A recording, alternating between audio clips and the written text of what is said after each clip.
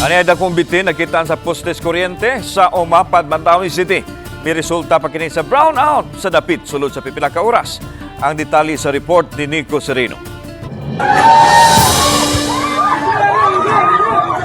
Nagliko sa poste sa kuryente kining dakong bitin nga nakitaan sa may barangay Umapad, Mandawi City kaganiha. Naigo pa niini ang transformer, hinungdan nga nagka-brownout sa dapit ug magibana-banang 6 ka oras.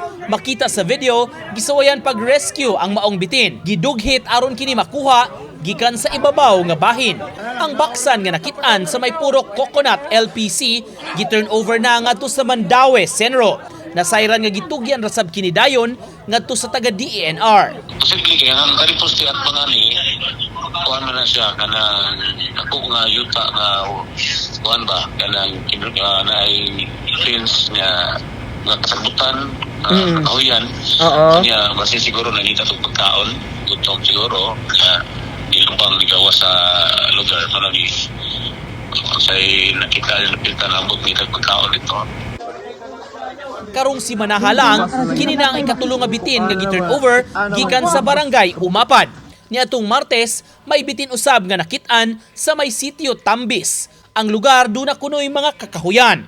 Makita sa video og hulagway nga nagtinabangay ang mga residente aron mahipos ang maong baksan. Samtang laing bitin gitugyan usab ngadto sa barangay ingon man sa Mandawi Senro. Dugay na kuno kini nga nakuha sa usa ka residente o gi-turn over kay wala nay mapakaon. Natugyan na sab kini sa DENR aron maatiman.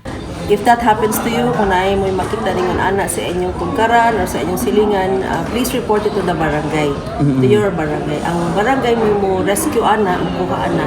And then amo nang dadon sa si M. Senro mo dala ana sa rescue center sa DNR. Ay turnover lang diri sa barangay kay kami mo turnover sa city. Dili na to pakyon kay mostly ang mga tao mo na makita pakyon na dayon. Na kay proper niya turnover na. Nico Sereno, Balitang Bisdak.